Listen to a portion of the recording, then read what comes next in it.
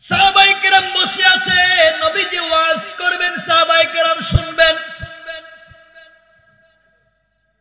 এমন সময় একটা সুন্দর যুবক দাঁড়িয়ে গেলেন, কান্না করতে করতে নবীজির সামনে এসে সালাম দিয়ে দাঁড়িয়ে গেলেন। নবীজিকে ডাক দিয়া বলছেন, ইয়া রাসূলুল্লাহ, ইয়া হাবিবাল্লাহ, আজকে আমার মতো কষ্টে পৃথিবীর কোনো মানুষ নাই। নবীজি বললেন, যুবক কি হয়েছে তোমার, কেন কান্না করো? যুবক ডাক দিয়া বলছেন, পয়গম্বরে আরবি, আমার কলিজার টুকরা বাজান ইন্তেকাল করেছে, এই জন্য বরদাস্ত করতে পারি না। নবীজি আফসোস করে বললেন, তোমার বাবা ইন্তেকাল করেছেন, অনেক কষ্ট আমিও পেয়েছি, আমি কি করতে পারি? যুবক বলতেছে, হুজুর, আমার বাবা ইন্তেকালের আগে কিছু ওসিয়ত করেছেন। অনেক সাহাবায়ে কেরাম চিনতে পারতেছেন না যুবক কি বলতে চায়, কার কথা। হযরত ওমর বললেন, যুবক কার কথা বলো বলো। যুবক বলতেছেন, পয়গম্বর আরবি, আমার বাবা এমন একজন লোক যিনি আপনার পিছনে 5 ওয়াক্ত সালাত আদায় করতেন, আপনার পিছনে নামাজ আদায় করতেন, মাঝে মাঝে ইকামত দিতেন, আপনার সঙ্গে বিভিন্ন জায়গায় দাওয়াত খেতে যেতেন। আমার বাবার পাগড়ি বড় ছিল, আমার বাবার দাড়ি অনেক বড়, আমার বাবার পাঞ্জাবি অনেক বড়, তাসবিহ পড়েন। এক কথা আল্লাহ ওয়ালাদের সকল গুণ তার ভিতরে আছে। পয়গম্বরে আরবি বললেন, তোমার বাবা আমার পিছনে সালাত পড়ে, মাঝে মাঝে ইকামত দেয়, লম্বা পাগড়িওয়ালা, লম্বা জুব্বাওয়ালা, দাড়িওয়ালা, তাহাজ্জুদওয়ালা, তোমার বাবার ভাগ্য বড় ভালো। যুবক বলতেছেন, পয়গম্বরে আরবি, আমার বাবা ইন্তেকালের আগে আমাকে কাছে বসায়া কয়েকটা ওসিয়ত করেছেন, সেগুলো আপনাকে বলতে চাই। নবীজি বললেন, যুবক বলো কি ওসিয়ত করেছেন? পয়গম্বরে আরবি আমার বাবার 1 নাম্বার ওসিয়ত, আমার বাবা আমার হাত ধরে বলেছেন, বাবারে, আমি যদি মরে যাই আর বিশ্ব নবী যদি দুনিয়ার জমিনে জিন্দা থাকে, তুমি তোমার কাছে আমি বাবা ওসিয়ত করে গেলাম। পয়গম্বরে আরবি আমার বাবার 1 নাম্বার ওসিয়ত, বাবা বলেছেন, তিনি ইন্তেকাল করলে দুনিয়ার কোন মানুষকে দিয়ে যেন বিশেষ গোসল আমার বাপকে না করাই, আমার বাবার গোসলের সময় যেন আপনি থাকেন, আপনার নিজের পবিত্র হাত মোবারক দিয়ে যেন আমার বাবার শরীরে পানি ডালেন, আপনার মুখের থুতু আর লালা দিয়া আমার বাবার বডিটাকে যেন লাগাইয়া দেন। পয়গম্বরে আরবি বললেন, ব্যাপার কি? যুবক বলছেন, পয়গম্বরে আরবি, আপনি যদি আপনার হাত দিয়ে আমার বাবার শরীরে পানি দেন, আপনার হাতের তো এত দাম, আপনি আসমানের দিকে আঙ্গুল দিয়ে ইশারা করলে চন্দ্র 2 টুকরা হয়ে যায়। আপনি হাত দিয়ে যদি আমার বাবার শরীরে পানি ডালেন, আপনার মুখের তুতু মুবারক মেশকে আম্বরের চাইতে দামি। পয়গম্বরে আরবি, আপনার মুখের তুতুর এত দাম, হযরত আলীর তো চোখ উঠেছিল, যুদ্ধ করতে পারে নাই, আপনি আপনার তুতু মুবারক আলীর চোখে লাগাইয়া দিয়েছিলেন, আলীর চোখ তো 100% ভালো হয়ে গিয়েছিল। আপনার থুতুর এত দাম, আবু বকরকে যেদিন গারে সূরের ভিতরে সাপ কামড় দিয়েছিল, ওই দিনে তো আপনি আপনার থুতু লাগিয়ে দিয়েছিলেন, সাথে সাথে ভালো হয়ে গিয়েছে। আমার বাবার মনের একটাই তামান্না, আপনি যদি আপনার হাত দিয়ে আমার বাবার শরীরে পানি ঢেলে দেন, আমার বাবার শরীরে আপনার মুখের থুতু মুবারক লাগাইয়া দেন, আমার বাবাকে কবরে রাখলে আমার বাবার শরীরে কেউ আযাব দিবে না।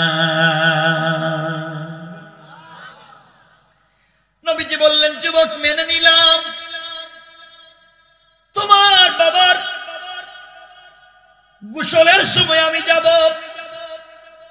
পানি ঢালবো, মুখের তুতু তোমার বাবার বডিতে লাগাইয়া দেব।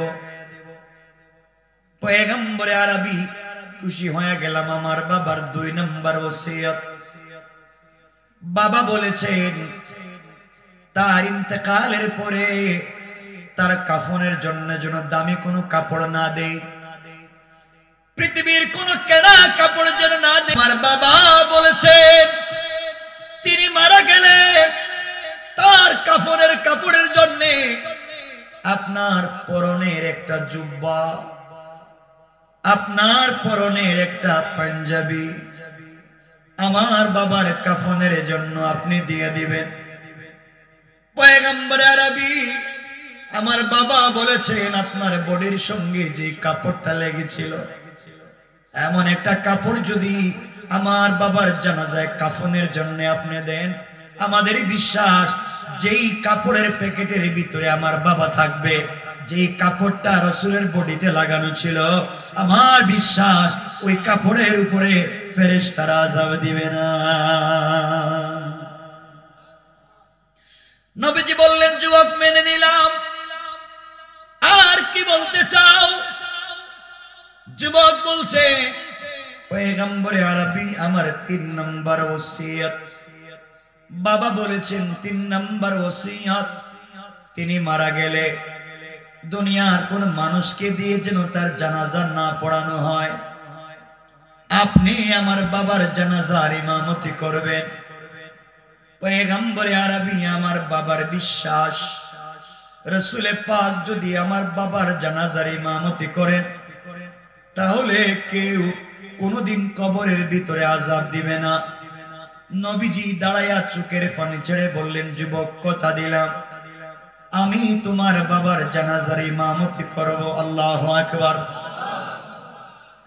সাহাবায়ে কেরাম আশ্চর্য, কে রে কে মারা গিয়েছে তার কত সৌভাগ্য, এত বড় সৌভাগ্য পৃথিবীর হয়েছে কিনা কে জানি। নবীজি বললেন আর কিছু বলবা কি? যুবক বলছেন পয়গম্বরে আরবি আমার বাবার 4 নম্বর ওসিয়ত, তিনি বলেছেন তিনি মারা গেলে তাকে কবরে যখন রাখা হবে আপনার কুলে করে আমার বাবাকে কবরে রাখবেন। নবীজি বললেন যুবক মেনে নিলাম, তোমার বাবাকে আমার কুলে করে উঠাইয়া কবরে রাখবো। সাহাবায়ে কেরাম আশ্চর্য হয়ে গেলেন। নবীজি তার গোসলে পানি দিবেন, মুখের থুতু লাগাইয়া দিবেন, নিজের জুব্বা দিবেন, নিজেই জানাজার ইমামতি করবেন, নিজের কুলে করে কবরে রাখবেন। সাহাবায়ে কেরাম মদিনার মসজিদে কান্নার রোল পড়ে গেল। আরে কত বড় আল্লাহওয়ালা রাসূল পাক তার জিন্দেগীর ভালোবাসা দিয়া তাকে কবরে রাখবেন। আজকে যদি ওই যুবকের লাশ না হয়ে আমাদের হতো। হযরত ওমর সহ কয়েকজন সাহাবী দাঁড়িয়ে গেলেন আর ডাক দিয়া বললেন যুবক বল তোর বাবার নাম কি? কে তোর বাবা? এত বড় ভালোবাসা রাসূল পাকের পক্ষ থেকে পায়, বাবাকে দাঁড়াও। যুবক দাঁড়িয়ে বলছেন পয়গম্বরে আরবি আমার বাবাকে আপনিও চিনেন, সবাই চিনে, কি নাম তোমার বাবার? পয়গম্বরে আরবি আমার বাবার নাম আব্দুল্লাহ ইবনে উবাই ইবনে সলুল, যাকে মুসলমানেরা বলেন পৃথিবীর জমিনে সবথেকে বড় মুনাফিক, যার কারণে আল্লাহ কোরআনে মুনাফিকুন নাজিল করেছেন। হযরত ওমর তরবারি খুললেন, বেয়াদব মুনাফিক আব্দুল্লাহ ইবনে উবাই ইবনে সলুল মারা গেছে আর তার ব্যাপারে এতগুলা কথা। ইয়া রাসূলুল্লাহ সত্যি সে আপনার পিছনে সালাত পড়তো, মসজিদ থেকে বের হয়ে মুনাফিকি করত, কেমনে আপনাকে মারা যায় এই চিন্তা করত। রাসূল আপনি কি ভুলে গিয়েছেন উহুদের ময়দান থেকে 300 লোক নিয়ে সে পলায়ন করছে, এই তো মুনাফিক। পয়গম্বর আপনি কি ভুলে গিয়েছেন যে মসজিদে জারার তৈরি কইরা আপনাকে আগুন দিয়ে জ্বালাইয়া মারবার ফন্দি করছে, আপনাকে মারতে চাইছে, সাহাবায়ে কেরামকে শহীদ করাইছে, আপনার সঙ্গে দাওয়াত খাইছে, আপনার সঙ্গে দাওয়াতে যাওয়ার পরে ইহুদির মেয়েকে ফুসলাইয়া খাসির গোশতের মধ্যে বিষ মিশাই আপনারে খাওয়াইয়া মারতে চাইছে। এত কিছু করবার পরে এত বড় দাজ্জাল মুনাফিক, আপনি তার জানাজায় যাবেন, তত মোবারক দিবেন, লাশে পানি ঢালবেন, নিজের জুব্বা দিবেন, জানাজার ইমামতি করবেন, নিজের হাতে কবরে রাখবেন। আমাদের কলিজা বরদাস্ত হয় না। ও পয়গম্বর, আমরা মানি না, এই লোকের জানাজায় যাইতে পারবেন না। নবীজি বললে, সাহাবীরা শোনো, আল্লাহ তো কোরআনের আয়াত নাজিল করে তাকে মুনাফিক এটা ঘোষণা করে আমাকে বলেন নাই, এখনো তো ডাইরেক্ট নাম ধরে বলেন নাই আব্দুল্লাহ ইবনে উবাই ইবনে সালুল মুনাফিক। আমাকে বলেন নাই, আমি কেন বাদ দিব? আমি তো রহমতের নবী, রাহমাতাল লিল আলামিন। রাসূল দাঁড়িয়ে গেলেন জানাজায় যাওয়ার জন্য। চিন্তা করেন, যেই লোকটা সারা জিন্দেগি চেষ্টা করছে রাসূলকে কষ্ট দিতে, অথচ 5 ওয়াক্ত নামাজ পড়তো, দাড়িও আছে, টুপিও আছে, পাগড়িও আছে, পাঞ্জাবিও আছে, কিন্তু তার ভিতরটা ঠিক নাই। রাসূল তার জানাজার জন্য পৌঁছে গেলেন। রওয়ায়াতে আছে সাহাবায়ে কেরাম নবীজির পাঞ্জাবি টান দিয়া ধরলেন, ইয়া রাসূলুল্লাহ, এই মুনাফিকের জানাজায় আপনি যায়েন না। কিন্তু নবীজি জানাজায় পৌঁছে গেলেন। সাহাবায়ে কেরাম আশ্চর্য, শেষ পর্যন্ত এর জানাজার ইমামতি রাসূল করবেন। নবীজি দাঁড়াইয়া জানাজার নামাজের জন্য আল্লাহু আকবার বলে কান পর্যন্ত হাত উঠাইছেন। এখন পর্যন্ত হাত বাঁধেন নাই, শুধু কান পর্যন্ত উঠালেন। সাথে সাথে জিবরিল আমিন হাজির হয়ে গেলেন। জিবরাইল হাজির হয়ে আবার নবীকে সালাম দিয়ে বলছেন, ইয়া রাসূলুল্লাহ, হাত কান পর্যন্ত উঠাইছেন ঠিকই, এই হাত নামাইতে পারবেন না। জিবরাইল, ব্যাপার কি, হাত নামাবো না কেন? ইয়া রাসূলুল্লাহ, আপনি রহমতের নবী, আপনি মাফ করে দিতে পারেন। এটা এত বড় দাজ্জাল আর মুনাফিক, লম্বা জুব্বা থাকতে পারে, লম্বা পাগড়ি থাকতে পারে, নামাজি হতে পারে, কিন্তু এত এত বেশি ইসলামের দুশমনি করেছে। আপনি তার জানাজা একবার কোন 1 কোটি বার পড়ালে আল্লাহ মাফ দিবেন না। একটা জুব্বা কেন, সব জুব্বা দিলেও কাজ হবে না। আপনি এর যদি আপনার থুতু দিয়ে গোসল করাইয়া দেন, কাজ হবে না। আল্লাহ বলে দিয়েছে, মুনাফিক যত ইবাদত করুক না কেন, আপনি যত জানাজার ইমামতি করেন না কেন, এই মুনাফিককে আল্লাহ মাফ করে দিবেন না। সুতরাং ভালো হয়ে যান। এই সমাজের ভিতরে যাদের ভিতরে এমন মুনাফিকের চরিত্র আছে, আপনি যত ভালো মানুষ হন না কেন, আল্লাহ কোরআনে কারীমের 29 নম্বর পারা 70 নম্বর সূরা সূরাল মারিজের 15 নম্বর আয়াত থেকে আল্লাহ বলছেন, কাল্লা ইন্নাহা লাযা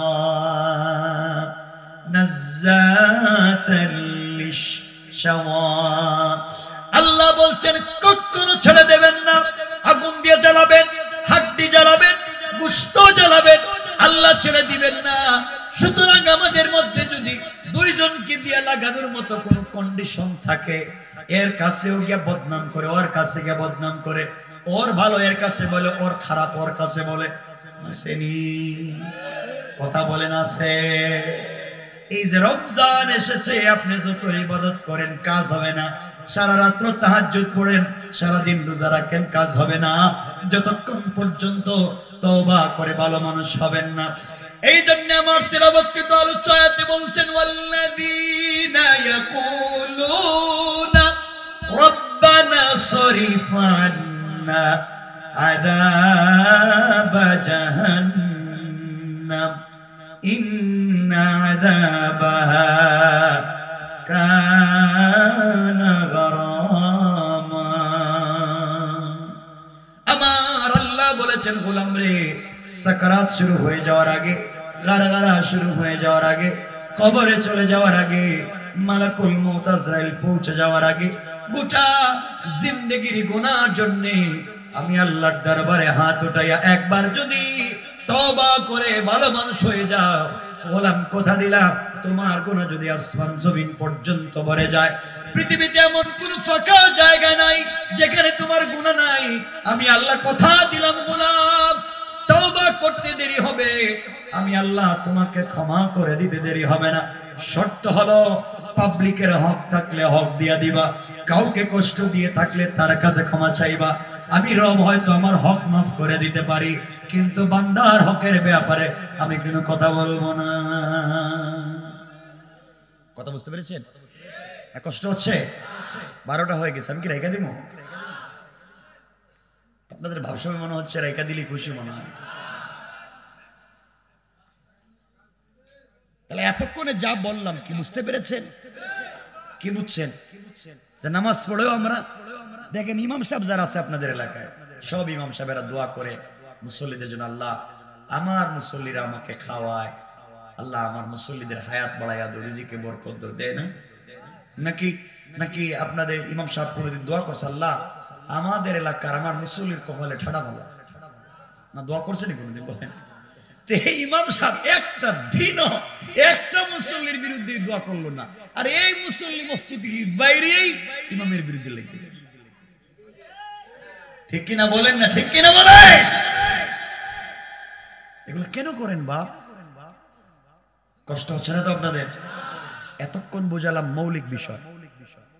এখন একটা জিনিস বুঝাবো এই আয়াত থেকে, যদি কোনোভাবে রবের সাথে সম্পর্ক করতে পারেন, কোনোভাবেই যদি সম্পর্ক হয়ে যায়, কারণ সম্পর্কের কিছু স্পেশাল ডে লাগে, স্পেশাল সময় লাগে, স্পেশাল টাইম লাগে। আল্লাহ বলছেন গোলাম তোর সাথে আমার সম্পর্ক পাকাপুক্ত করার জন্য ঝালাই করে সম্পর্ক কন্ডিশন করে আমি আল্লাহ আমার স্পেশাল জায়গায় দাওয়াত করে তোর সাথে কথা বলার জন্য তানাজ্জালুল মালায়েকা ওয়ার রূহু ফিহা, আমি আল্লাহ আগে তো আসি আর একদল আমার রহমতের ফেরেশতা আগে পাঠাইয়া দেই তোর কাছে, তারা ফজর পর্যন্ত তোর কাছে থাকে, তোর জন্য দোয়া করে।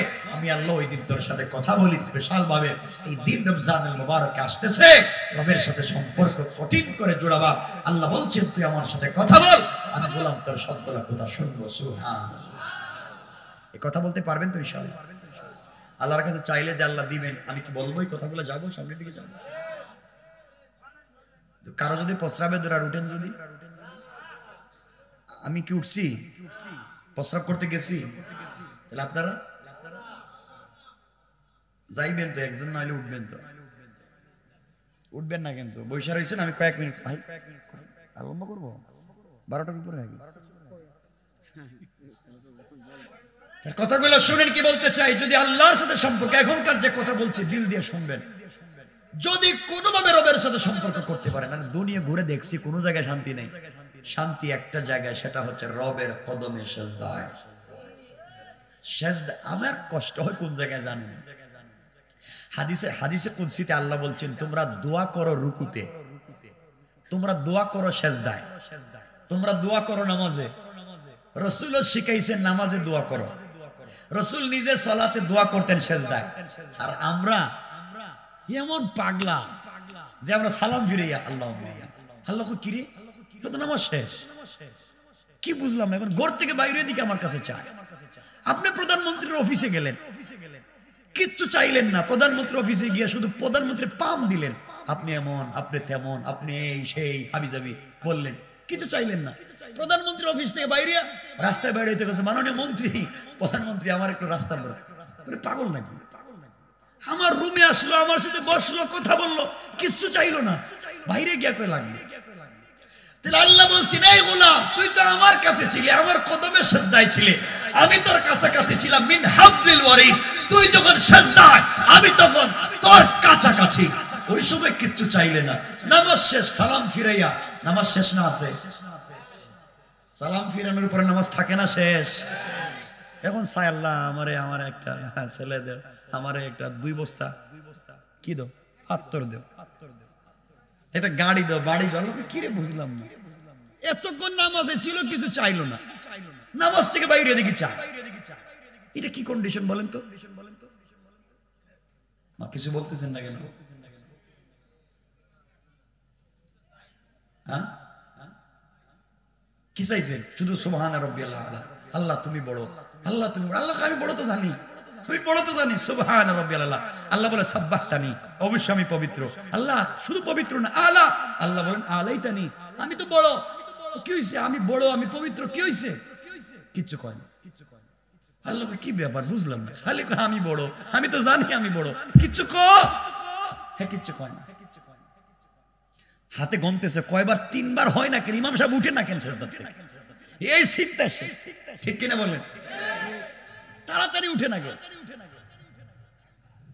এজন্য যা চাইবে সেজদায় চাইবে। বিশেষ করে ফরজ সালাতে কিছু কন্ডিশন, মৌলিক বিষয় আছে। নফল সালাতে আপনি সেজদায় দিয়ে যা হালাল আল্লাহর কাছে চাইবেন, 100% আপনার দোয়া কবুল। জোরে পড়েন না সুবহানাল্লাহ। কোথায় চাইবেন? সেজদায় চাইবে। নফল ইবাদতে, নফল নামাজে আপনারা এভাবে হাত উঠেও দোয়া করতে পারবেন। নফল নামাজে এভাবে দোয়া করতে পারবেন। নফল নামাজের কোনো কন্ডিশন নাই, কারণ নফল হচ্ছে স্পেশাল সম্পর্ক। বান্দার বান্দা থাকে না, বন্ধু হয়ে যায়। আর বন্ধুর সাথে ইজিলি সম্পর্ক হয় নাকি? ইজি সম্পর্ক হয় না? যেমন রাসূল পাক যখন আল্লাহর কাছে গিয়েছিলেন, ইজি সম্পর্ক হয়েছিল, কত কিছু চাইলেন। তো যাই হোক, আমরা চাইবো কোথায়? সবাই বলেন না কেন? নামাজ শেষ করে আল্লাহ আমি শাহজালালের মাজারে যাইবো, ওখানে একটা গরু মানছি, ওখানে গিয়ে চাইবো। চাইনি ভাবে কত খারাপ চিন্তা করা। সেজদা চাইলে রব কেমন দিবেন আপনাদেরকে সেদিকে নিয়ে যায়। আমার বন্ধুগণ গভীর মনোযোগ, কথাগুলো ভালো করে শুনেন। তারিখে ইবনে জারির তাবারিতে লিখে আল্লামা জুলফিকার নকশবন্দি খুতুবাতে জুলফিকারে লিখেন, দুটা কিতাবের কথা বলছি, মনোযোগ দিয়ে শুনেন। হযরতে রাসূল পাক সাল্লাল্লাহু আলাইহি ওয়াসাল্লামের কলিজার টুকরা মেয়ে হযরতে ফাতেমা রাদিয়াল্লাহু তাআলা আনহা তখন ছোট, মোটামুটি একটু বড়, এখনো বেশি বড় হয়ে যায় নাই। হযরতে ফাতেমা আল্লাহর সঙ্গে বড় ভালো সম্পর্ক করে ফেলেছেন। বুঝাতে চাই আমাদের মায়েরা, আমাদের বোনেরা কেমন হওয়া চাই।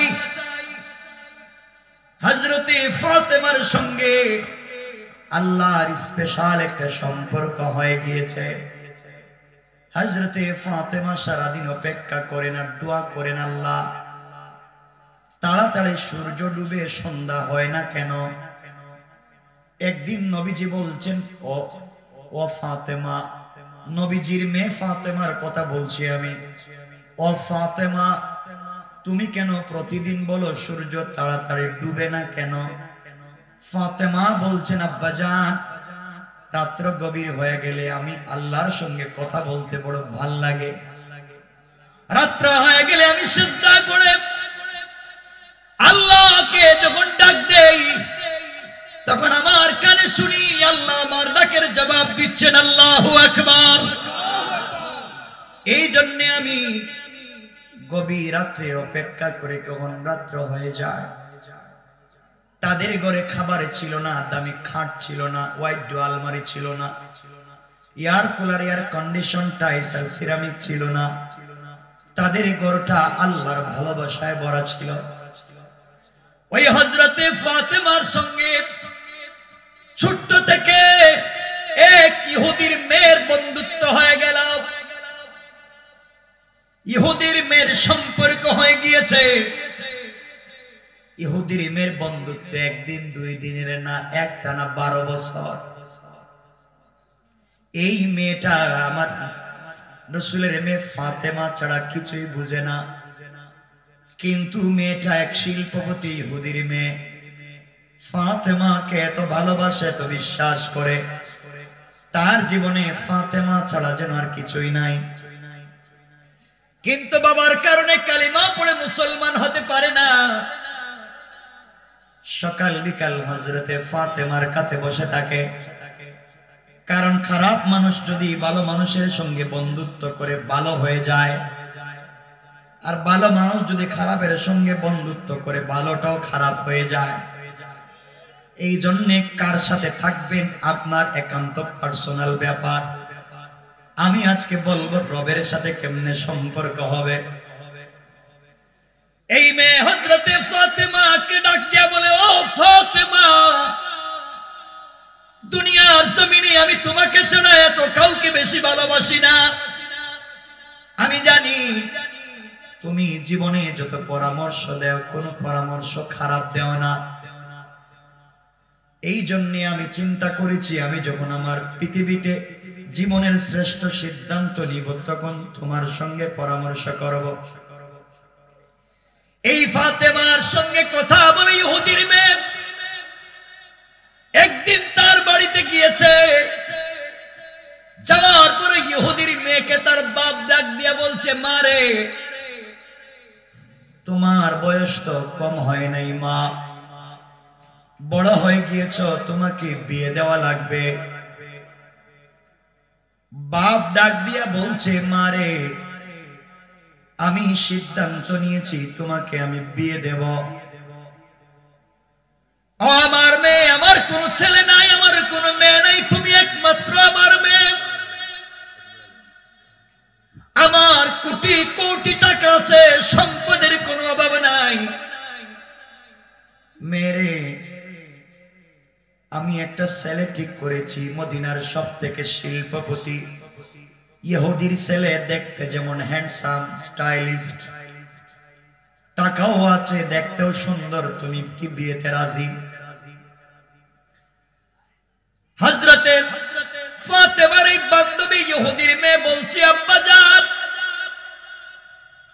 বিয়েতে রাজি কিনা আপনি সিদ্ধান্ত নিয়েছেন, আপনাকে কিছু বলতে চাই না, কিন্তু আজকের দিনে আপনি আমাকে সময় দেন, আগামী কালকে ব্যাপারে সিদ্ধান্ত আপনাকে জানাবো। মেয়েটা বলতেছে, আব্বা জান, আগামী কালকে জানাবো। পরের দিন সকালবেলা মেয়েটা দৌড়াইয়া হযরতে ফাতেমার কাছে গিয়া জড়াইয়া কান্না করে বলছে, বোন রে, আমার বাবা আমাকে বিয়ে দিতে চায়, অন্য জায়গায়, কোন একটা জায়গায় বিয়ে দিতে চায়। ছেলেটা অনেক টাকাওয়ালা, সুন্দর, বাপ বলেছেন, আমি বিয়েতে রাজি হব কিনা তুমি বলো, তুমি যা বলবে তা। ফাতেমা ডাক দিয়ে বলছেন, বোন রে, তুমি ইহুদি, আমি মুসলিম, তোমার বাবা সিদ্ধান্ত নিয়েছেন, এখানে আমি কি বলার আছে? মেয়েটা বলছে, বোন, আমি তোমাকে এত বিশ্বাস করি, তুমি আমার জিন্দেগিতে যদি কোনো পরামর্শ দেও ভুল হবে না। হযরতে ফাতেমা বলছেন, বোন, তোমার বাবা যেহেতু সিদ্ধান্ত নিয়েছেন বিয়েটা করে নাও। মেয়ে জড়াইয়া বলছে, বোন রে, আমি বিয়েতে রাজি হতে পারি একটা শর্তে। শর্ত হলো তুমি যদি আমার বিয়েতে যাও। হযরতে ফাতেমা ডাক দিয়ে বলছেন, বোন দেখ, তোমরা আমার বাপকে জাত শত্রু মনে করো, আমার বাপকে দেখলেই তোমাদের বাপের যেন কলিজে আগুন জ্বলে যায়। আমি মুহাম্মদের মেয়ে, তুমি ইহুদির মেয়ে, আমি তোমার বিয়েতে গেলে যেমন তোমার বাপকে মানুষ গালি দিবে তেমন আমার বাপকে গালি দিবে, আমি যাব না। মেয়েটা ডাক দিয়ে বলছে, বোন ফাতেমা, আমার দীর্ঘ এক যুগের বন্ধুত্বে তোমাকে জীবনে কিছুই বলি নাই, আজ মাত্র একটা জিনিস বললাম, তুমি আমার বিয়েতে যাইবা। তুমি যদি না যাও পৃথিবীতে আমি কোন ছেলেকে বিয়ে করব না, কথা দিলাম। ইহুদি হতে পারি, তোমার সঙ্গে চলাফেরা করে কমিটমেন্ট বুঝেছি, কথা দিলাম জীবনে কোন ছেলেকে বিয়ে করব না, যদি তুমি আমার বিয়েতে না যাও। ফাতেমা এক পর্যায়ে ডাক দিয়ে বললেন, বোন, ইনশাআল্লাহ কথা দিলাম আমি তোমার বিয়েতে যাব। মেয়েটা খুশি হয়ে গিয়েছে, বাড়িতে গিয়ে তার বাপকে বলেছে, আব্বাজান, আমি বিয়েতে রাজি। বাপ বলেছেন মারে আমিও তো রাজি, এত ভালো ছেলে কি কোথাও পোশাক পরে আসবে, মুহাম্মাদের মেয়ে হয়তো ছেঁড়া কোনো কাপড় পরে চলে আসবে, তখন আমার স্ট্যাটাসের সঙ্গে যাবে না, কোয়ালিটি নষ্ট হবে। আমারও একটা শর্ত আছে, মুহাম্মাদের মেয়ে ফাতেমাকে যদি দাওয়াত করো আসতে হয়, তাকে জানাইয়া দিও একটা নতুন জামা পরে যেন আসে, নতুন কাপড়। মেয়েটা দৌড়াইয়া ফাতেমার কাছে এসে কান্না করে বলছে, বোন রে, তুমি আমার বিয়েতে যাও, আমার বাবা চায় না, আমার বাবা মানতে চায় না, তুমি আমার বিয়েতে যাও। শেষ পর্যন্ত একটা শর্তে রাজি হয়েছে, শর্ত হলো তুমি যদি আমার বিয়েতে নতুন একটা জামা কাপড় পরে যাও। ফাতেমা চোখের পানি ছেড়ে মেয়েটাকে জড়িয়ে কাঁদেন আর বলেন, বোন তুই জানিস আমার ঘরে 3 বেলা 1 বেলা খাবার থাকে না, আমার বাবা আমাকে হয়তো কোনোদিন নতুন জামা একটা এনে দিতে পারে নাই, আমি তো রবের সাথে সম্পর্ক করেছি, এভাবে জীবন কাটাইয়া দিতে চাই, আমি আমার বাবার সঙ্গে খেয়ে না খেয়ে পরে না পরে জীবন কাটাইয়া দিতে চাই, কিয়ামতের দিনে আমি আল্লাহর কাছ থেকে সব আদায় করে নিতে চাই। বোন রে, আমি তো তোর বিয়েতে যেতে পারবো না, নতুন জামাও পাবো না, টাকাও পাবো না, কোথায় পাবো? মেয়েটা হঠাৎ মুচকি হেসে ফাতেমাকে জড়াইয়া বলছে, বোন একটা আইডিয়া আসছে মাথায়। কি আইডিয়া তোর মাথায় আসছে? মেয়ে বলছে, বোন রে, দীর্ঘ 1 যুগের সম্পর্কে আমি তোমাকে দেখেছি, তুমি তোমার সৃষ্টিকর্তার সঙ্গে বড় ভালো সম্পর্ক করেছ, তোমার সৃষ্টিকর্তার সঙ্গে তোমার নাকি প্রেম, তুমি মাঝে মাঝে আমারে বলো, দিন কেন শেষ হয় না, রাত্র হয়ে গেলে তুমি তোমার সৃষ্টিকর্তা আল্লাহর সঙ্গে কথা বলো। বোন রে, আমার বিশ্বাস তুমি না আমাকে বলেছ, তোমার সৃষ্টিকর্তাকে তুমি কিছু বললে ফিরাইয়া দিবে না, তুমি একবার তোমার আল্লাহর কাছে খুলে বলো, একটা নতুন জামা কাপড়ের জন্য আমার বিশ্বাস তোমার আল্লাহ তোমাকে ফিরাইয়া দিবে না।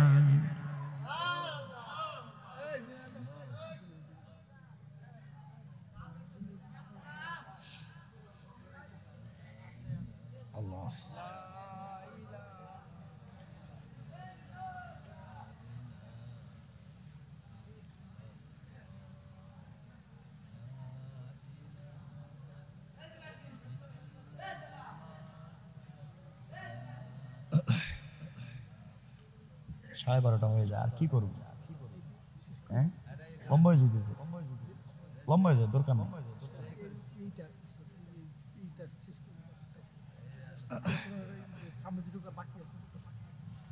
বললে লম্বা হয়ে যাবে।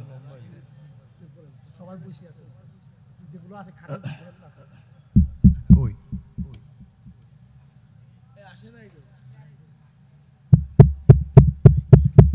কই আছে? এলাকায় আছে? নাই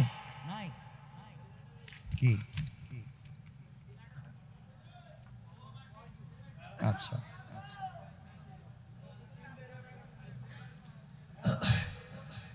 কই থাকে? আমি আর লম্বা করতে চাই না, আপনাদের কষ্ট হচ্ছে বুঝতেছে। শুনেন না, 12:30 হয়ে গেছে।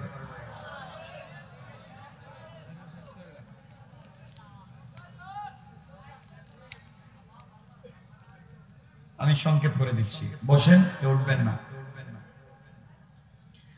আমার বন্ধুগণ, এই মেয়ে বলতে লাগলো, ফাতেমা, তুমি যদি তোমার রবের কাছে একটা জামা কাপড় চেয়ে বসো, আমার বিশ্বাস তোমার আল্লাহ তোমাকে কোনোদিন ফিরাইয়া দিবে না। সুবহানাল্লাহ, জোরে পড়েন। হযরতে ফাতেমা বললেন, বোন রে, আমার লজ্জা হয়, আমি কেমনে আমার রবের কাছে একটা জামা চাইবো? মেয়ে বলছে, বোন রে, তুমি আমার বিয়েতে যাওয়াই লাগবে। হযরতে ফাতেমা বললেন, তোমাকে যদি বলি কাপড় যদি না পাই তাহলে কি? মেয়েটা বলছে, তুমি একবার বলো ইনশাআল্লাহ। আমার বিশ্বাস তুমি আজ পর্যন্ত যত কাজে ইনশাআল্লাহ বলেছো ফাতেমা, কোনদিন তোমার সেই কাজ বিফলে যায় না। সুবহানাল্লাহ জোরে পড়েন। এই কথাগুলো শুনে হযরতে ফাতেমা বেগী হয়ে গেলেন, ডাক দিয়া বললেন, বোন কথা দিলাম ইনশাআল্লাহ আমি তোমার বিয়েতে যাব এবং পৃথিবীর সব থেকে দামি কাপড় পরে যাব। কোন সুবহানাল্লাহ, আল্লাহু আকবার বলেন। মেয়েটা খুশি হয়ে গিয়েছে, বাবার কাছে গিয়ে বলছে, আব্বা জান ফাতেমা আসবে এবং বলেছে পৃথিবীর সব থেকে দামি কাপড় পরে আসবে। আমার বন্ধুগণ, ইহুদি চিন্তা করতেছে, বলে কি জীবনেও তো সম্ভব না, কোথায় পাবে টাকা? এগুলা করতে করতে সংক্ষেপ করে বলি, বিয়ের তারিখ চলে এসেছে, আগামী কালকে বিয়ে। সন্ধ্যার সময় মেয়েটা এসে বলছে, ফাতেমা আগামী কালকে বিয়ে, কাপড়ের কি কোনো ব্যবস্থা করেছে? হঠাৎ ফাতেমার মনে পড়েছে, আরে এখন কাপড় কোথায় পাই? ইশার নামাজ পড়ে যেই জায়গায় তিনি নামাজ পড়েন, যে মুসল্লা বা যে জিনিসে, নামাজের সেজদায় গিয়ে কাঁদতেছেন আর বলতেছেন, আল্লাহ আমি ফাতেমা জীবনে তোমার কাছে কিছুই চাই নাই, খেয়ে না খেয়ে সারাদিন রোজা রাখি, সারা রাত্র তোমার কদমে সেজদায় থাকি, আল্লাহ তোমার সাথে আমার এত গভীর ভালোবাসা, সারাদিন চিন্তা করি কখন রাত্র হবে, গুনগুন করে তোমার সাথে কথা বলবো। আয় আল্লাহ, আমি ফাতেমা জীবনে তোমার কাছে কিছুই চাই না, আমি এভাবে জীবন কাটাইয়া জান্নাতে তোমাকে পেতে চাই। কিন্তু আল্লাহ আমি কথা দিয়েছি ইহুদির মেয়ের বিয়ে বাড়িতে যাব, যাওয়ার জন্য আমার কোনো পোশাক নাই। আয় আল্লাহ তাআলা, আমি তোমার কাছে, আমি ফাতেমার জৈবিক চাহিদা পূরণের জন্য কোনো কাপড় চাই না, দুনিয়ার সৌন্দর্যের জন্য কোনো কাপড় চাই না, আমাকে সুন্দর লাগবার জন্য কোনো জিনিস চাই না। আল্লাহ তাআলা, আমার বাবা তোমার হাবিব মাঠে ময়দানে গিয়ে দ্বীনের দাওয়াত দেন, তিনি পুরুষ মানুষ দ্বীনের দাওয়াত দিতে পারেন, আমি নারী হওয়ার কারণে দিতে পারি না। আয় আল্লাহ, তোমার কাছে আমি জীবনে কিছুই চাই না, গাড়ি বাড়ি টাকা পয়সা কিছুই চাই না, আজ তোমার কাছে আমি একটা কাপড়ের আবদার করলাম। আল্লাহ, আয় আল্লাহ তুমি আমাকে একটা কাপড় দিয়া দাও, এই কাপড় পরে আমি ইহুদির মেয়ের বিয়েতে যেতে চাই, আমার সৌন্দর্যের জন্য না, জৈবিক চাহিদা পূরণের জন্য না। আয় আল্লাহ তাআলা, তুমি আমাকে এমন একটা ড্রেস দিবা যেই কাপড়টা তাবলীগ দ্বীনের দাওয়াত যেন হয়ে যায়, আমি এই কাপড় পরে ইহুদির মেয়ের বিয়ে বাড়িতে যেতে চাই, যেন আমার কাপড়ের দিকে তাকাইয়া ইহুদির মেয়ের বিয়ে বাড়ির সবাই যেন কালিমা পড়ে মুসলমান হয়ে যায়। আয় আল্লাহ, দ্বীনের দাওয়াত যেন হয়ে যায়, তোমার কাছে আমি এমন একটা কাপড়ের আবদার করেছি, লজ্জা হয় জীবনে কিছুই চাইলাম না, আজ চাই যদি তোমার কাছ থেকে বিফলে যাই, কেমন বন্ধুত্ব, বন্ধুত্ব করে কিছু চাইলে তুমি দেও না। এইভাবে সিজদার মধ্যে পড়ে কান্না করে নামাজ শেষ করে সালাম ফিরাইয়া মুসল্লা উঠাইয়া যখন রাখতে যাবে, তাকাইয়া দেখে ঘরের পশ্চিম কর্নারে দুইটা কাপড়ের প্যাকেট দেখা যায়। আল্লাহু আকবার বলেন, আল্লাহু আকবার। হযরতে ফাতেমা কাপড়ের 2টা প্যাকেট হাতে নিয়েছেন। তাকায়া দেখেন প্যাকেট গুলার কোনো পরিচয় পাওয়া যায় না। কিরে, এমন ডিজাইনের কোন প্যাকেট তো কোনোদিন দেখলাম না, কে কখন রেখে গেল তাও জানি না। 2টা প্যাকেট হাতে নিয়ে দিনের নবী, কলিজার টুকরা নবী, সরকারে কায়নাত নবী, 2 জাহানের সরদার নবী বিশ্ব নবীর দরবারে গিয়া কপালে চুম্বন করে ডাক দিয়া বলছেন, আব্বা, নামাজের সিজদায় ছিলাম, আল্লাহর কাছে একটা কাপড়ের আবদার করেছি বাবা। সালাম ফিরাইয়া দেখি ঘরের কর্নারে 2টা কাপড়ের প্যাকেট। বাবা, আপনি দেখেন না কাপড়গুলা কোথা থেকে এসেছে? রাসূল পাক কাপড়ের প্যাকেটগুলা হাতে নিলেন, তাকায়া দেখেন এগুলা তো দুনিয়ার কোন মার্কেটের কাপড় দেখা যায় না, কোথা থেকে আসলো, কে দিয়ে গেল? সাথে সাথে জিবরিল আমিন হাজির হয়ে গেলেন। জিবরাইল ডাক দিয়া বলছেন, ইয়া রাসূলুল্লাহ, সালাম গ্রহণ করেন। আপনি জানেন না আপনার কলিজার টুকরা ছোট মেয়ে ফাতেমা ঘরে বৈশা কেমনে রবের সাথে সম্পর্ক করেছে, রবের সঙ্গে এত ভালোবাসা তৈরি করেছে, আজ রবের কাছে একটা কাপড়ের আবদার করছে।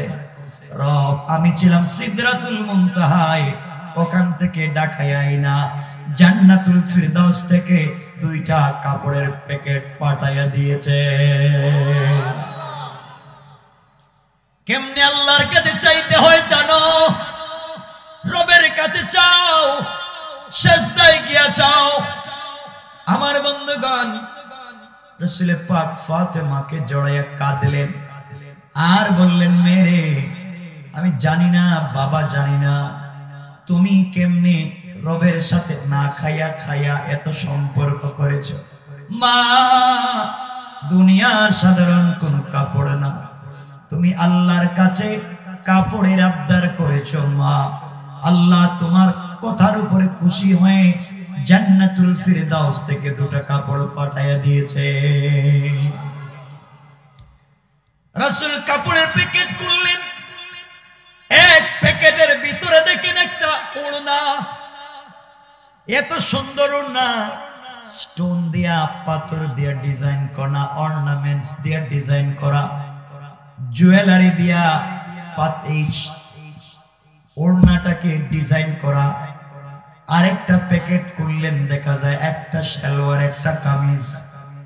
এর অর্থ হলো জান্নাতি মহিলাদের পোশাক হবে 3টা, সালোয়ার, কামিজ আর ওড়না। এখন যদি আপনাদেরকে আমি বলি, জান্নাতি মহিলাদের যে ওড়না হবে, ওড়নার মধ্যে যে পাথর থাকবে, শরীরে যে 3 পিস থাকবে, 3 পিসের সঙ্গে যে পাথর স্টোন গ্লাস থাকবে, একটা গ্লাসের দাম আসমান জমিন লৌহ কলম আরশ কুরসি জান্নাত জাহান্নাম সব কিছু যদি বিক্রি করে দেওয়া হয়, মহিলাদের ওড়নার একটা পাথরের দাম হবে না। আল্লাহু আকবার। জিনিস রব রাখছে, এগুলো বাদ দিয়ে কেমনে চলেন দুনিয়ায়, পাগল হয়েছে। আমার বন্ধুগণের দিকে কথা বললে তো হার্ট অ্যাটাক করবেন। আল্লাহ কি রেখে দিয়েছে? নবীজি ফাতেমাকে জড়াইয়া বলছেন, মেরে, আল্লাহ তোমাকে কম সুন্দর বানায় নাই, তুমি সুন্দর কাপড় পরে ইহুদির মেয়ের বাড়িতে যাইবা, মারে পর্দার সাথে যাইবা। কারণ রাসূল ভালো করে জানেন, মেয়েরা যেদিন নতুন জামা কাপড় পরে এদিন কিন্তু পর্দা করে না। কথা বলেন, নতুনটা পড়লাম তাহলে পর্দা করলে দেখবো কে? এই জন্য আমার নবীজি বললেন এদিকে যাব না। আমার নবীজি বললেন, ফাতেমা, নতুন জামা কাপড় পরে বিয়ে বাড়িতে গেলে পর্দার সাথে যাইও। কারণ মেয়েরা যেদিন বাংলাদেশে বিয়েতে যায়, সেন্টারে যায়, কনভেনশন হলে যায়, বিয়ে বাড়িতে যায়, আলতা, আলকাতরা, লিপস্টিক, হাই হিল জুতা। কথা বলেন নাকি? এদিন পর্দা আসেনি, পর্দা নাই, এলাকায় পর্দা নাই, সব খোলা। যারে আসসালামু আলাইকুম দোস্ত, ভালো আছেন? এগুলো বাদ দিতে হবে, ভালো পথে চলে আসতে হবে। এই যে একটা ছোট্ট বাচ্চা তেলাওয়াত করলো, 8 বছর, আমি তো এখনো চিন্তা করতেছি, এখনো 8 বছরের একটা বাচ্চা হাফেজে কোরআন, তার বাপ মা কতটুকু ভাগ্যবান, কিছু চিন্তা করে বুঝেন আপনারা? কিছু বুঝেন আপনারা? কোরআনের হাফেজ, এই কোরআন আল্লাহ নিজে তিলাওয়াত করছেন, যে কোরআন আল্লাহ নিজে তিলাওয়াত করছেন, যে কোরআন জিব্রাইল করছে, এই কোরআনের হাফিজ এই বাচ্চা। চিন্তা করেন, কিছু বুঝেন এগুলো? আমার মুসলমান বন্ধুগণ, হযরতে ফাতেমা বিয়ের দিন সুন্দর করে জান্নাতি পোশাক পরে বিয়ে বাড়িতে যাচ্ছেন পর্দা করে, দুনিয়ার কাপড় নিয়ে। কথা বলেন? দুনিয়ার জান্নাতুল ফিরদাউসের পোশাক, সংক্ষেপ করে বলি, ফাতেমা সোজা যেই ঘরে মেয়েটাকে সাজাইয়া রাখা হয়েছে এই ঘরে ঢুকে গেলেন। হযরতে ফাতেমা জান্নাতি কাপড় পরে যখন ইহুদির মেয়ের বিয়ে বাড়িতে ঢুকেছেন, ঘরে ঢুকেছেন, পুরোটা ঘর জান্নাতি কাপড়ের স্টোন পাথরের আলোতে আলোকিত হয়ে গিয়েছে। গোটা বাড়ির মেয়েরা নতুন বধূকে ফালাইয়া ফাতেমার পিছনে পিছনে দৌড়ায় আর ডাক দিয়ে বলে, ফাতেমা এত সুন্দর জামা কোথায় পাইলা? এত দামি এত সুন্দর পোশাক কোথায় পেয়েছো? আমাদেরকে বলো। ফাতেমা বললেন, আমি কিনে আনছি। কি আনছে? এত টাকা কোথায় পেলে? এটা কোন মার্কেটে বানায় এত সুন্দর কাপড়? ফাতেমা বললেন, এত কথা বাড়াইয়া লাভ নাই, আমি কিনে আনছি। তোমাদের বাপ দাদার সম্পত্তি বিক্রি করলেও কিনতে পারবে না। আপনারা জানেন মেয়েরা একটু জেদি হয় বেশি, জিদ বেশি, জেদ, ঠিক নেই? এই কথা বলার পরে জিদ ঢুকে গেছে। কি বললা? গরিবের মেয়ে। আমাদের কোটি কোটি টাকা আছে, প্রয়োজনে বাবার সম্পত্তি, মার সম্পত্তি, ভাই বোনের সম্পত্তি বিক্রি করব, এরপরেও তোমার মতো এমন একটা কাপড় কিনতে চাই। বলো না কোন মার্কেট থেকে কিনছো, কোন দোকান থেকে কিনছো? ফাতেমা বললেন, বোন রে, তোমরা বিয়ে বাড়িতে আমার দিকে তাকাই এগুলা বলো কেন? তোমাদেরকে যদি দোকানের কথা বলি তোমরা কি চিনবা? মেয়েরা বলছে, কেন আমরা সব মার্কেট তো চিনি। চিনে না? বাংলাদেশে স্বামী মার্কেট চিনে না, কিন্তু বউ চিনে, ঠিক কিনা বলেন?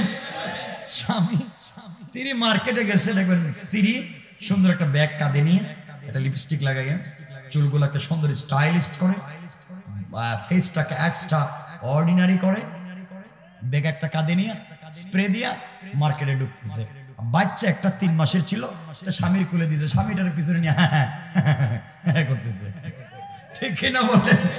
এইটার নিয়ে পিছনে পিছনে ঘুরতেছে, আর বউ তো সামনে একবারে দারোগার মতো হাঁটতেছে। ঠিক বললাম না? এই তো চলতেছে। যাক, বেশি বলবো না আজকে। আমার মুসলমান বন্ধুগণ, ফাতেমা বললেন, বোন রে, কোন দোকান থেকে কিনেছি তা তো চিনা দূরের কথা, কোন মার্কেট থেকে কিনেছি তা চিনা দূরের কথা, এই মার্কেটে যাওয়ার রাস্তাও তোমরা চিনবা না। মহিলারা বলে, কি বলো? পৃথিবীর সব মার্কেট চিনি। বাংলাদেশের মহিলা হইলে বলতো ধানমন্ডি না বনানী, গুলশান না বাড়িদারা, সদরঘাট না গুলিস্তান, সব মার্কেট আমাদের চিনা জানা আছে। মার্কেটের ম্যানেজারের নাম্বারও আছে। কথা বলেন না কেন? সব আছে এদের কাছে। ডেলিভারি ম্যান, ও ডেলিভারি ম্যানের নাম্বার আছে নাকি? বাংলাদেশে স্বামী যদি কোন ফ্যাক্টরি বানায়, এই ফ্যাক্টরি চেয়ারম্যান হয় কে? বউ। চেয়ারম্যান বউ হয়, বউ হয় চেয়ারম্যান। আর বউ যদি কোনো জিনিস বানায়, স্বামী হয় ডেলিভারি ম্যান, ঠিক কিনা জোরে বলেন? এই হলো স্বামীর অবস্থা। আমার মুসলমান বন্ধুগণ, এক পর্যায়ে ফাতেমা বললেন, বোন রে, আমি কোন মার্কেট থেকে কিনেছি তোমরা মার্কেট চিনবা না। এটা সাধারণ কোন মার্কেটে পাওয়া যায় না। তোমরা এই মার্কেটও চিনবা না, দোকানও চিনবা না, রাস্তাও চিনবা না, 1000 কোটি টাকা দিয়া হলেও কাপড় কিনতে পাইবা না। মেয়েরা ফাতেমাকে বলছে, বিয়ে বাড়িতে খাওয়া দাওয়া বাদ, আগে বল কাপড় কই পাইছস? কাপড় কোথায় পাইছো? কাপড়ের দরকার। ফাতেমা বলছেন, বোন রে শোনো, আমি যেই দোকান থেকে কাপড় কিনেছি এই দোকানের নাম জান্নাতুল ফিরদাউস। যেই মার্কেট থেকে কাপড় কিনেছি এই মার্কেটের নাম জান্নাত। এই মার্কেটে যে রাস্তা দিয়ে গিয়েছি এই রাস্তার নাম ইহদিনাস সিরাতাল মুস্তাকিম। বন্ধুরা, যে রাস্তা দিয়ে গিয়েছি এই রাস্তার নাম সিরাতে মুস্তাকিম, মার্কেটের নাম জান্নাত, আর দোকানের নাম জান্নাতুল ফিরদাউস। সিরাতে মুস্তাকিম নামক রাস্তা দিয়ে গিয়া জান্নাত নামক মার্কেটে গিয়া জান্নাতুল ফিরদাউস নামক দোকানে ঢুকলে আমার চাইতে আরো দামি দামি কাপড় পাইবা। আল্লাহু আকবার। মহিলারা বলছে, ও ফাতেমা, এই মার্কেটের নাম জিন্দেগিতেও শুনি নাই, এই মার্কেটের নামও শুনি নাই, দোকানের নামও শুনি নাই, রাস্তার নামও শুনি নাই, কেমনে যাওয়া যায়? ফাতেমা বলছেন, বোনরে, এই রাস্তা দিয়ে যে কেউ চাইলে যাইতে পারে না, সিকিউরিটি আছে, এক্সট্রা স্মার্ট কার্ড লাগে, পরিচয় পত্র লাগে।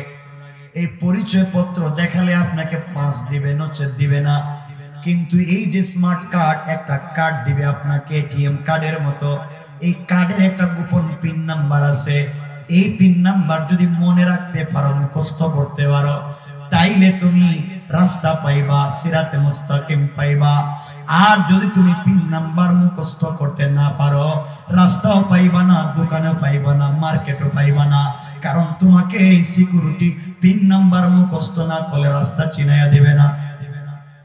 মহিলারা বলছে, ফাতিমা, তোমার পায়ে ধরি, দুনিয়ায় কিছুই চাই না, আমরা এমন পোশাক পেতে চাই, আমরা এমন জায়গায় যেতে চাই, এমন দোকানের সাথে সম্পর্ক করতে চাই।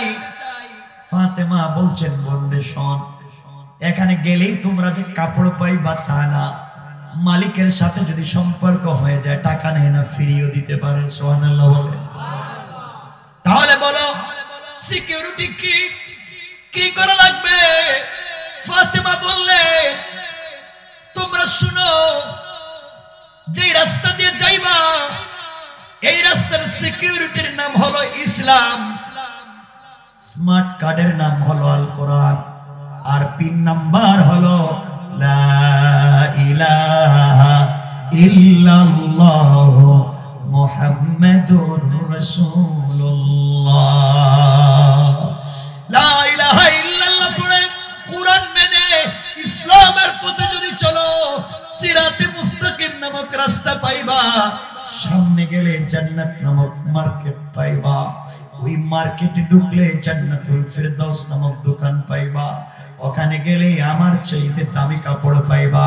মহিলারা দাঁড়াইয়া বলছে, ফাতেমা, আর দেরি করা যায় না, এই মুহূর্তে তুমি আমাদের সবাইকে কালেমা পড়াইয়া মুসলমান বানাইয়া দাও। ফাতেমা দাঁড়িয়ে গেলেন, তার কাপড়ের দিকে তাকাইয়া বিয়ে বাড়িতে একদিনে 372 জন, কেউ বলছেন প্রায় 1000 জন মহিলা কালিমা পড়ে মুসলমান হয়ে যায়। এই জন্য আল্লাহ বলেছেন, গোলাম কিছু চাইতে যদি হয় নামাজে চাও। আল্লাহ এই জন্য বলছেন, ওয়াল্লাযীনা ইয়াকুলুনা রাব্বানা সরিফ আন্না আযাব জাহান্নাম ইন্না আযাবাহা কানা গারামা। আল্লাহ বলেছেন, গোলাম রে, সাকারাত শুরু হয়ে যাওয়ার আগে, গারগারা শুরু হয়ে যাওয়ার আগে, কবরে চলে যাওয়ার আগে আমি আল্লাহর সঙ্গে যদি স্পেশাল সম্পর্ক করতে পারো, আমি আল্লাহ কথা দিলাম, গোলাম রে, সিজদায় গিয়া যা চাইবা তার চাইতে 70 গুণ বেশি পাইবা। পনেক্ট হয়ে গেছে। এখন মহিলারা কি করলো? এরপরে ফাতেমা কেমনে আইলেন, পোশাকটা এরপরে গেল কই, এইটা বস্তু বাকি থেকে গেল। আর না, আরে না, একটা হয়ে গেছে রাত্রে, আর না না